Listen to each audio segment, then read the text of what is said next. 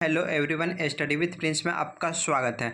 दोस्तों, SSC MTS आगामी exam के लिए ये सारे क्वेश्चन रामबाण साबित होने वाले हैं, तो प्लीज़ एक भी प्रश्न को मिस मत कीजिएगा। तो दोस्तों, इस वीडियो में मैं 25 क्वेश्चन कराने वाला हूँ जो कि आगामी एग्ज़ाम के लिए बहुत इम्पोर्टेंट है।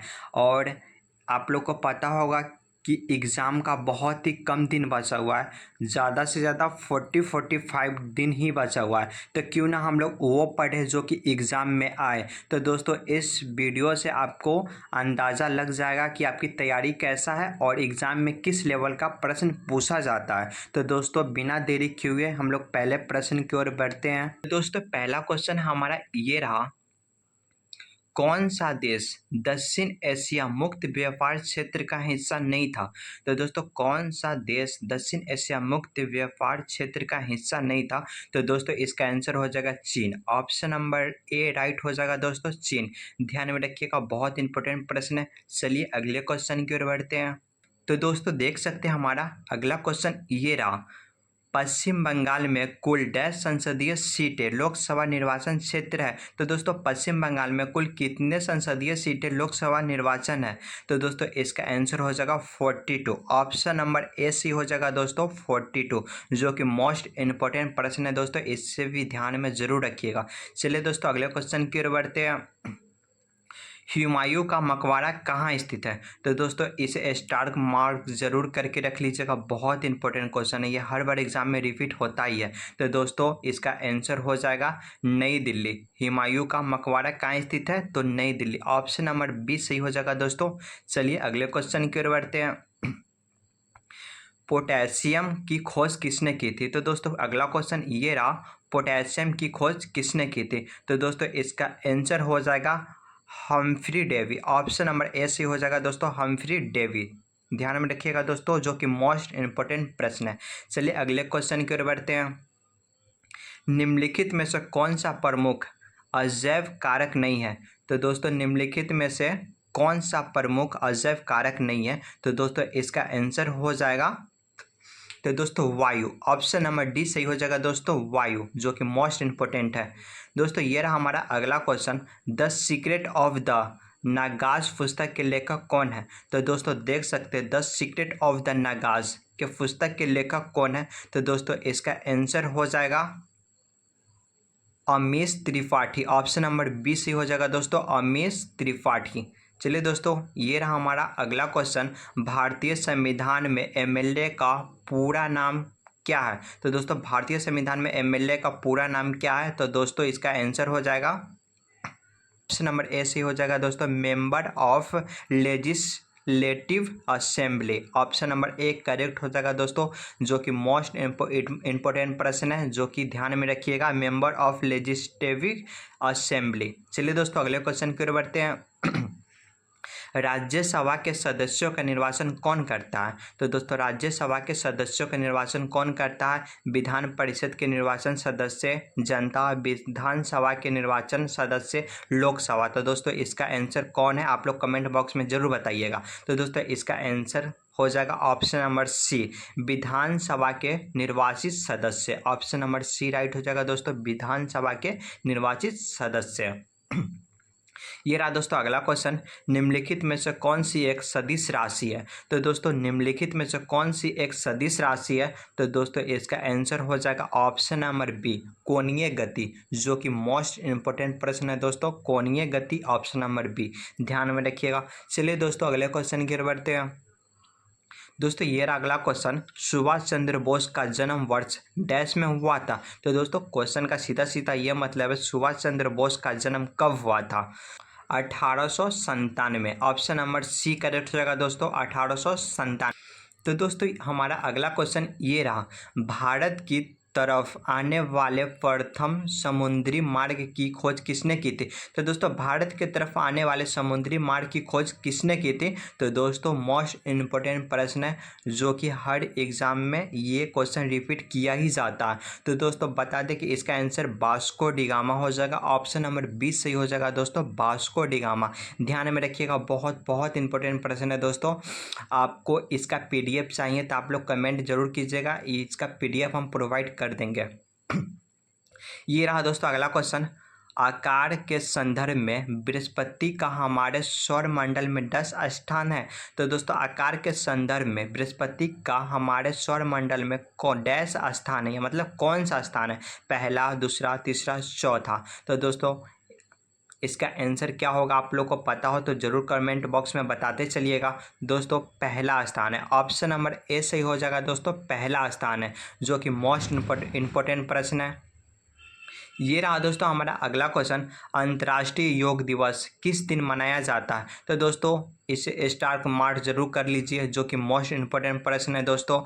अंतर्राष्ट्रीय योग दिवस किस दिन मनाया जाता है। तो दोस्तों हमारा लाइव टेस्ट चलता है 7:25 पर हर रोज़। आप लोग हमारे चैनल पे नई विजिट कर रहे हो तो प्लीज़ चैनल को सब्सक्राइब और घंटी दबा लीजिएगा और इस लाइव टेस्ट को मिस मत कीजिएगा, जो कि एग्ज़ाम के लिए बहुत बहुत इम्पोर्टेंट है। तो दोस्तों इसका आंसर हो जाएगा 21 जून, ऑप्शन नंबर बी सही हो जाएगा दोस्तों, 21 जून। ये रहा दोस्तों हमारा अगला क्वेश्चन, भारत का राष्ट्रीय फूल क्या है। तो दोस्तों मोस्ट इम्पोर्टेंट प्रश्न और बेसिक क्वेश्चन भी है, भारत का राष्ट्रीय फूल क्या है, इसे स्टार मार्क जरूर कर लीजिएगा, कमल हो जाएगा, ऑप्शन नंबर सी। चलिए दोस्तों अगले क्वेश्चन की ओर बढ़ते हैं। में स्तूप की सबसे बड़ी सघनता कहाँ है। तो दोस्तों भारत में स्तूप की सबसे बड़ी सघनता कहाँ है। तो दोस्तों मध्य प्रदेश, ध्यान में रखिएगा, मोस्ट इम्पोर्टेंट प्रश्न है दोस्तों, Madhya Pradesh, option number C correct हो जाएगा दोस्तों।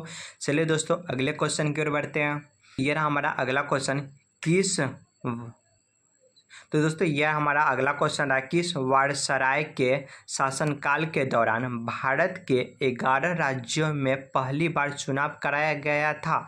तो दोस्तों किस वायसराय के शासनकाल के दौरान भारत के 11 राज्यों में पहली बार चुनाव कराया गया था। तो दोस्तों किसके शासनकाल में कराया गया था। तो दोस्तों इसका आंसर हो जाएगा लॉर्ड लिनलिगथो, ऑप्शन नंबर ए सही हो जाएगा दोस्तों, लॉर्ड लिनलिगथो, ऑप्शन नंबर ए। चलिए दोस्तों ये रहा हमारा अगला क्वेश्चन, कौन सा देश फ्रांस के बाद फोटोवोल्टिक राजमार्ग बनाने वाला विश्व का दूसरा देश है। तो दोस्तों कौन सा देश फ्रांस के बाद फोटोवोल्टिक राजमार्ग बनाने वाला दूसरा देश है। तो दोस्तों इसका आंसर हो जाएगा चीन, ऑप्शन नंबर चीन हो जाएगा दोस्तों। और क्वेश्चन पूछ दे पहला कौन सा दोस्त है। तो दोस्तों क्वेश्चन पूछे पहला कौन सा देश है, तो जर्मनी, ऑप्शन नंबर ध्यान में रखिएगा, इसका ये हो जाएगा, और पहला का हो जाएगा जर्मनी, दूसरा का चीन। ये रहा दोस्तों हमारा अगला क्वेश्चन, निम्नलिखित में से किसकी इलेक्ट्रॉन बंधुता सबसे कम है। तो दोस्तों निम्नलिखित में से किसकी इलेक्ट्रॉन बंधुता सबसे कम है। तो दोस्तों इसका आंसर हो जाएगा तो आर्गन, ऑप्शन नंबर डी सही हो जाएगा दोस्तों, आर्गन, इसका इलेक्ट्रॉनिक बंधुता बहुत कम होता है। ये रहा दोस्तों हमारा अगला क्वेश्चन, निम्नलिखित में से कौन सा प्रोटो आई रोग नहीं है। तो दोस्तों कौन सा प्रोटो आई रोग नहीं है। तो इसका आंसर हो जाएगा फील पाँव, ऑप्शन नंबर ए से हो जाएगा दोस्तों, फील पाँव, जो कि मोस्ट इम्पोर्टेंट प्रश्न है, इसे स्टार मार्क जरूर करके रखिएगा दोस्तों, इसका आंसर हो जाएगा फील पाँव। चलिए दोस्तों अगले क्वेश्चन की ओर बढ़ते हैं। ये रहा दोस्तों हमारा अगला क्वेश्चन, निम्नलिखित में से कौन द्रव्यमान की इकाई नहीं है। दोस्तों आप हमारे चैनल पर नए विजिट कर रहे हैं तो प्लीज़ चैनल को सब्सक्राइब कर लीजिएगा। दोस्तों निम्नलिखित में से कौन द्रव्यमान की इकाई नहीं है। दोस्तों आप हमारे चैनल पे नए विजिट कर रहे हैं तो प्लीज़ चैनल को सब्सक्राइब कर लीजिएगा और बेल आइकन को भी दबा लीजिएगा।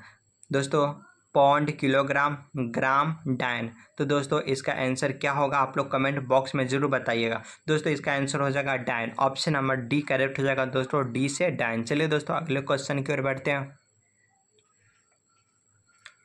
ये रहा दोस्तों अगला क्वेश्चन, स्टील एवं रबर में कौन अधिक प्रत्यस्थ है। दोस्तों स्टील एवं रबर में कौन अधिक प्रत्यस्थ है। तो दोस्तों स्टील हो जाएगा, ऑप्शन नंबर ए सही हो जाएगा दोस्तों।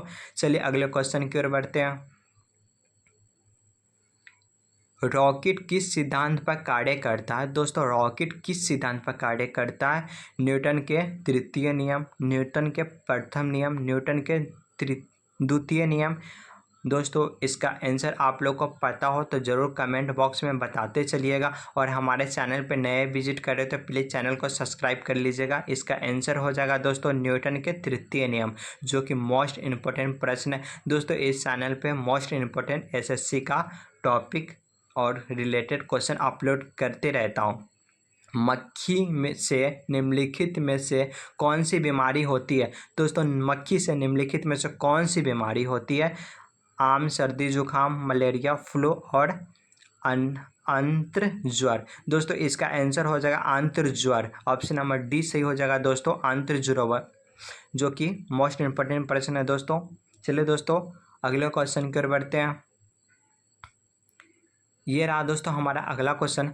विटामिन के किस विशिष्ट भूमिका किसके संश्लेषण में है? दोस्तों विटामिन के की विशिष्ट भूमिका किसके संश्लेषण में है? दोस्तों विटामिन के। दोस्तों मोस्ट इम्पोर्टेंट प्रश्न है, इसका आंसर हो जाएगा दोस्तों प्रोथोबिम्ब। ऑप्शन नंबर डी सही हो जाएगा दोस्तों, प्रोथोबिम्ब, जो कि मोस्ट इम्पोर्टेंट प्रश्न है दोस्तों। ये सारे क्वेश्चन बहुत इंपॉर्टेंट है, आप लोग का कितना सही हुआ प्लीज़ कमेंट बॉक्स में बताइएगा। और दोस्तों इस चैनल पे आप लोग नए विजिट कर रहे तो प्लीज़ चैनल को सब्सक्राइब कर लीजिएगा, और वीडियो कैसा लगा आप लोग कमेंट बॉक्स में ज़रूर बताइएगा। चलिए दोस्तों आप लोग से मिलते हैं फिर अगले वीडियो में।